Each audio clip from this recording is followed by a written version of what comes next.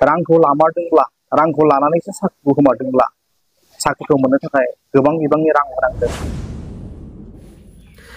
थांनाय 17 आगस्ट हरनि 1 बाजियाव बिटिआर सरकारजों फोसावजानाय पिसिडिसि सेक्रेटारि फरेस्ट 1 आरो फरेस्ट गार्डनि रिजाल्टखौ होनाय लोगो लोगोनो सारा बिटिआर ओनसोलावनो रां लानानै साख्रि होनाय कारापसननि दावराव।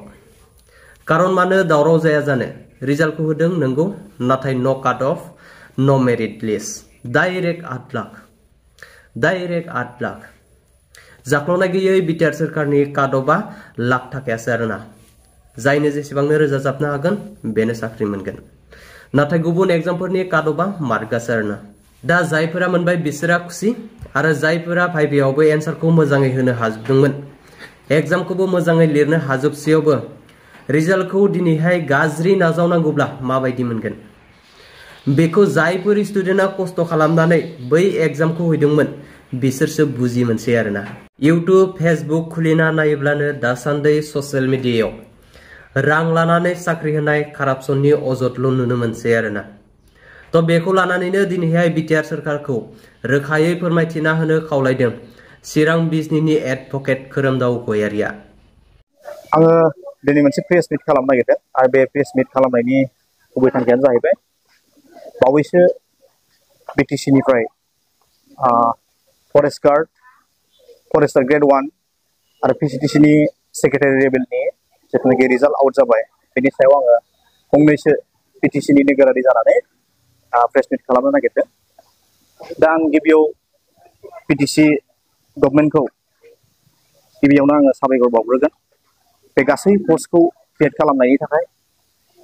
दा बिनि उनाव आङो बेखौनो बुंगोन जे रिजाल्ट ओंखारनायनि माखासे समनि उननिफ्रायनो ससियेल मिडियायाव गोबां भाइरेल जादों जे सोरबाया साख्रिखौ मोननो थाखाय गोबां बिबांनि रां होनांदों, सोरबाया मेरिट थानानै बे साख्रिखौ मोननो हायाखै। दा बेफोरबायदि ससियेल मिडियायाव गोबां भाइरेल जानायखौ जोङो नुनो मोनदों। दा आं बेनि सायाव सरकारखौ खावलायगोन गिबियावनो जाहाथे सरकारा बेनि सायाव मोजां रोखोमै तदन्त खालामो।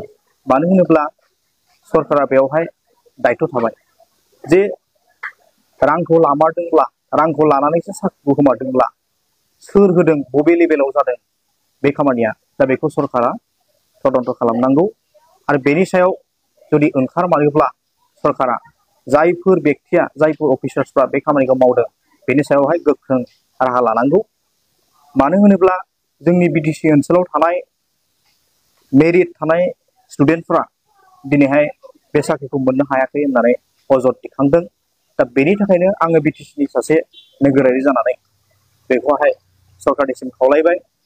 मानो होनोब्ला जोंनि बिटिसिआव थानाय गोरों गोरों गथ'फोरा जुदि बेफोरबायदि रांजोंसो जुदि साख्रिखौ मोनोब्ला जोंनि बिटिसिआव थानाय गोरों गोरों गथ'फोरा साख्रिनिफ्राय बन्सित जानानै थालांगोन, आरो बिथांमोननि गावखौ सुंथानायनि राहाया गोमागोन होननानै जोङो बयबो बुजिनो हायो। दा बेनिखायनो जिहेतु दानि सोलिफुबाय थानाय बिटिसि गभर्नमेन्ट एबा बिटिआर गभर्नमेन्ट, बिथांमोना बिटिआर गभर्नमेन्ट होनबाय थायो, बिटिसि गभर्नमेन्ट जायखौ जायफोरा सालायगासिनो दङ बिथांमोनहा बुंबाय थायो जे गुड गभर्नेन्स होननानै। जाख्ल'नाय गैयै सरकार सालायदों होननानै बिथांमोनहा बुंबाय थायो। मोजां, जाख्ल'नाय गैयै सरकार सालायदोंबा बिथांमोना मोजां। नाथाय दिनै ससियेल मिडियायाव गोबां भाइरेल जाबाय, गोबाङै गोसारबाय। दा बेनि सायाव बिथांमोना तदन्तखौ खालामथारनांगोन, होमबासो बिथांमोननि जिथुनाखि गुड गभर्नेन्स, जाख्ल'नाय गैयै सरकार सालायनाय, बियो बिथांमोना बेखौहाय प्रुभ खालामनो हागोन। नङाब्ला रायजोफोरनि गेजेराव बियो माने गुबुंले बारगोन होननानै जोङो बुंनो हायो। फरेस्टार ग्रेड 1, फरेस्ट गार्ड आरो पिसिडिसि लेभेलनि सेक्रेटारि, बेवहाय जेसेबांखि पस्ट ओंखारदोंमोन डिपार्टमेन्टआ एडभार्टाइजमेन्टखौ होबाय फरेस्ट गार्ड, फरेस्ट ग्रेड 1 आरो पिसिडिसि लेभेलनि सेक्रेटारि। बे डिपार्टमेन्ट आरो रिक्रुटमेन्ट बर्डआ बेसेबां काट अफ मार्कसिम साख्रिखौ होनो हाखो बेखौ क्लियार खालामनांगौ।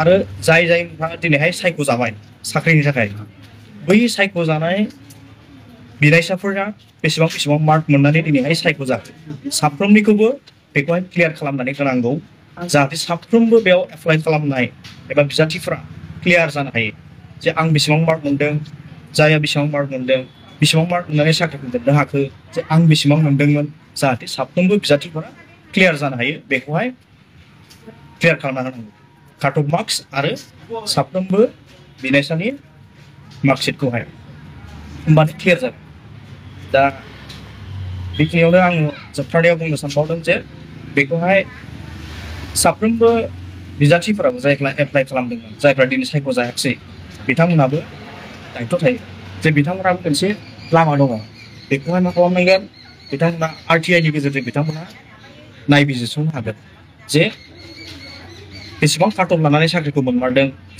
आरो सायख'जानाय बिजाथिफोरा बेसेबां मार्क मोनमारनानै साख्रिखौ मोनखो बेखौहाय नायबिजिरसंनो थाखाय RTI खालामनानैबो बिथांमोना नायनो हागोन जायफ्रा बिजाथिफोरा मोनाखिसै जायफ्रा एप्लाइ खालामदों आरो सरकारनि फारसेबो बे दायथ'आ थाहैबाय जे तदन्त खालामनांगौ जे बबेयाव मा जामारदों दिनै जायनि थाखाय ससियेल मिडियायाव गोसारबाय जे रां लानानै साख्रिखौ होदों